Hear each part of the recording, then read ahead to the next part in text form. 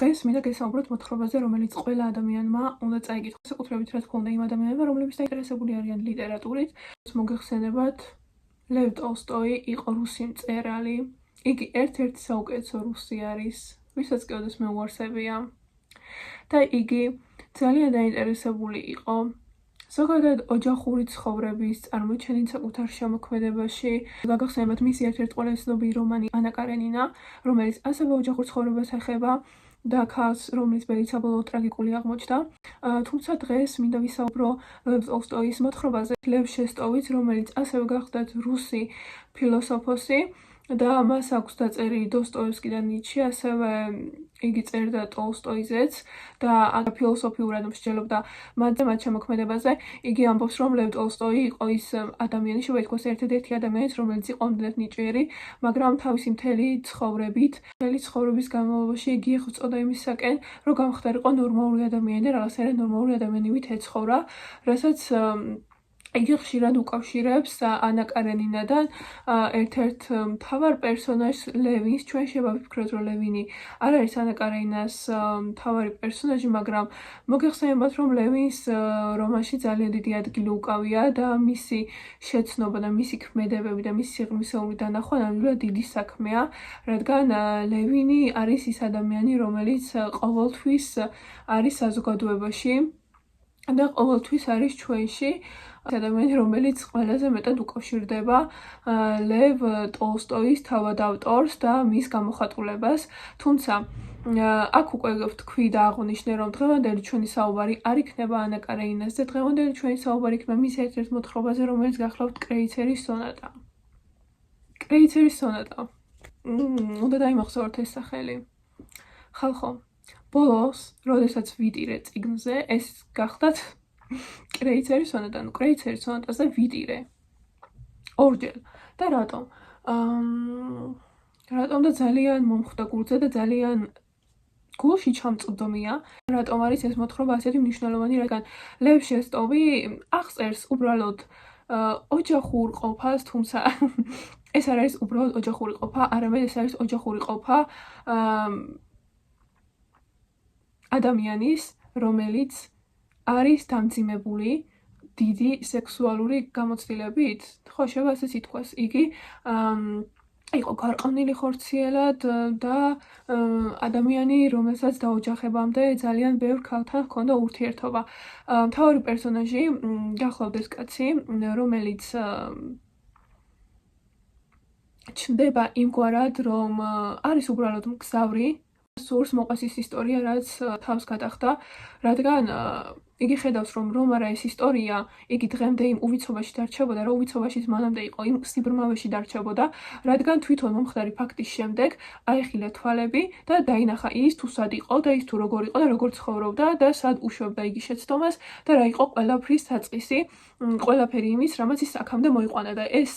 პროცესი, როდესაც თვითონ ავტორი გვაჩვენებს აი ამ პროცესის მიმდინარეობას და გვაჩვენებს იმას, რომ ჩვენი პერსონაჟი ამ ყოველივეს იაზრებს და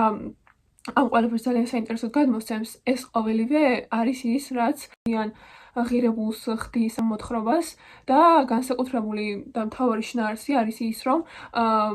მნიშვნელოვანი ეტაპი, რაც და გარდატეხა რაც მოხდა ჩვენ მთავარი პერსონაჟის ცხოვრებაში, იყო ის, რომ იგი გახდა ცოლის მკვლელი, მან მოკლა მეუღლე და სწორედ ამის შემდეგ დაიწყო ის ცვლილებების გარდაქმნა ადამიანში,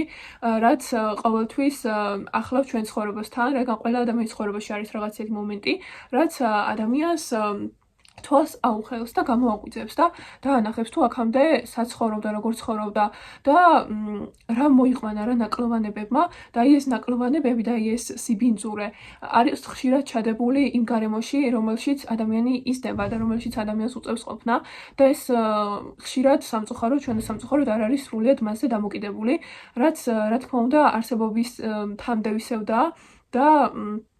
ძალიან სამწუხარო მოვლენა, რასაც ყველა ადამიანი განზრახ თუ თვითონ გაუცნობიერებლადაც კი ხელს უწყობთ. მთავარი პერსონაჟი, რომ ცოლს კლავს, თავიდანვე იხსნება, რადგან თავად აი ეს მკვლელობის პროცესი და ის ფაქტი, რომ ეს ადამიანი კლავს ცოლს, არ არის იმდენად მნიშვნელოვანი, არამედ რამდენადაც თვითონ ის მიზეზები თუ რატომ ხდება ეს. ხოროთ ლევ ტოლსტოის გარდაცვალებიდან უკვე ამდენი ხანი გავიდა, მაგრამ სამყაროში მაინც არაფერი არ შეცვლილა და ადამიანებს კვლავ აქვთ და პირიქით პროპაგანდა იმას ეწევა, რომ კვლავ ქონდეთ ურთიერთობები და ყავდეთ მრავალი სექსუალური პარტნიორი, მანამ სანამ ისინი დაქორწინდებიან და სწორედ ეს, როგორც ლევ ტოლსტოი კრეიცერის სონატით წარმოგვიდგენს, ადამიანის სრულიად ამახინჯებს და ფაქტობრივად ხელს უშლის იმას, რომ იგი იყოს ღირსეულ ქორწინებაში და შემდგომ მისი ქორწინებაც ფაქტობრივად აი ამ ყოველივეს მსხვერპლი ხდება იმ ურთიერთობების, რომლებიც მანამდე მას ჰქონდა. და ლევ ტოლსტოი სასტიკად ეწინააღმდეგება იმას, რომ და ამბობს მოთხრობაშივე, რომ ექიმები პირიქით იმ პროპაგანდას ეწევიან, სულის გარყვნილების პროპაგანდას ეწევიან, რომ ვითომ ეს სხეულისთვის არის კარგი და ჯანსაღი და პირიქით აი ამ ურთიერთობების გარეშე ისინი სიჯანსაღეს ვერ შეინარჩუნებენ, რაც მოთხრობის მიხედვით ლევ ტოლსტოისათვის არის და ჩვენ მთავარი პერსონაჟისთვის არის სრულიად დიდი მარაზმი და პირიქით პროპაგანდაც კი, რომელსაც დებენ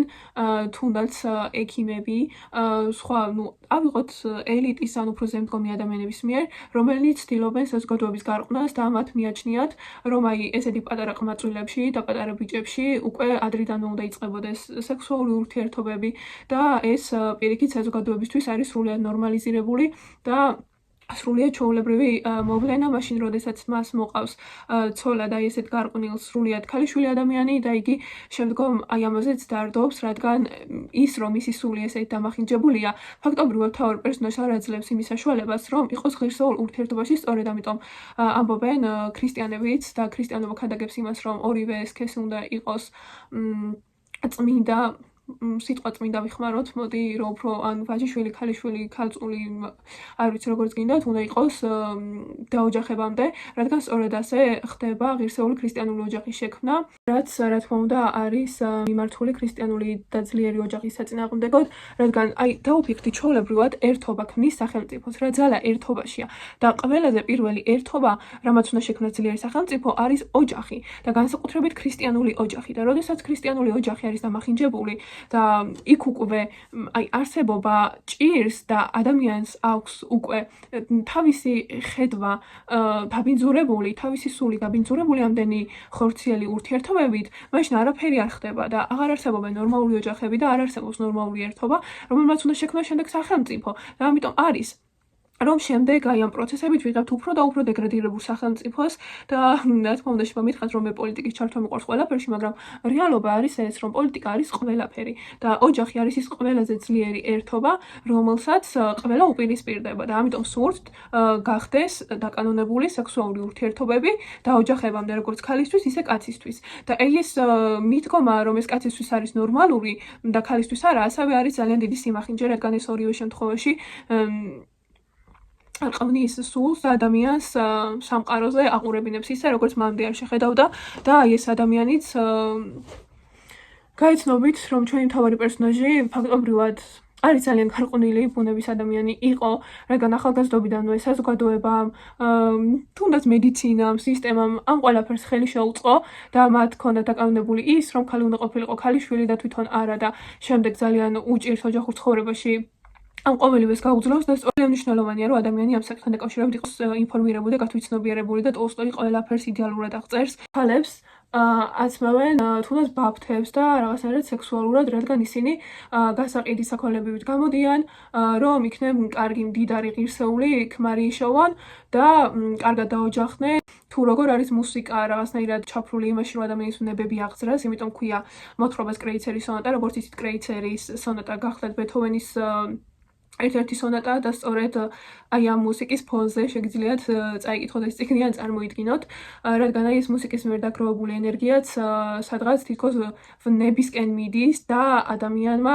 არ იცის ეს სწორად რაში უნდა დახარჯოს ან რისკი უნდა მიმართოს და ეს მისთვის ყველაზე ნორმალიზებული და ყველაზე მარტივი ხერხი არის ზედბალებზე, სადაც ან ისეთ ღონისძიებებზე, სადაც იკრიბებიან გამოპრაჭული ქალები და კაცები და ასევე მინდა ჩაცმულობას გავუსვა ხაზი, რომ თქვენც იცით, რომ შევა ადამიანს აი მაგალითად მამაკაცის კი არა და ქალბატონისას თუნდაც აი ადამიანს როდესაც აქვს სული გარყვნილი, ის უყურებს რაღაცას, რომელიც შემოსულას არ იყოს ძალიან სექსუალური, ის უყურებს ამას უკვე სექსუალურად. რამდენადაც თავად აღქმის ნაწილი, რადგან ის ადამიანი, რომელიც მეტად არის დაკავებული ყოველთვის რაღაცა ხორციელი ურთიერთობებით, არ შეუძლია, ან უბრალოდ ძალიან უჭირს აი ამის იქით გაიხედოს და სხვა რამე დაინახოს რაღაც რეალობაში და როდესაც ის არ ვიცი, ახდენს რაღაც საზოგადოებასთან კომუნიკაციას, რომელიც მასზე ნაკლებად გარყვნილი ან საერთოდ არ არის ესეთი, ეს ყველაფერი ძალიან კარგად იკვეთება და ძალიან კარგად ჩანს ხოლმე თვითონ აი ამ ადამიანის შინაგან სამყაროში, რაც შემდეგ ნამდვილად მეგობრებო იწვევს საზოგადოების დეგრადაციას და ეს ყოველი ოჯახის უბედურება ახდენს ძალიან დიდ გავლენას მთლიან საზოგადოებაზე. ის მოვლენა, რასაც ლევ ტოლსტოი კრეიცერის სონატაში აღწერს, არის ძალიან რეალური და დარწმუნებული ვარ დღესაც ეს ბევრ ოჯახში ხდება სამწუხაროდ, ამიტომ აუცილებელია რომ წაიკითხოთ კრეიცერის სონატა და თქვენც უნდა გინდოდეთ, თქვენც უნდა ელოდებოდეთ ქორწილს და თქვენც უნდა გინდოდეთ რომ თქვენი მეორე ნახევარი იყოს მაქსიმალურად არ იყოს გათქვეფილი რაღაც ბევრ ხორციელ ურთიერთობაში და იყოს ღირსეული ადამიანი. ეს უნდა უნდოდეს ყველას და კი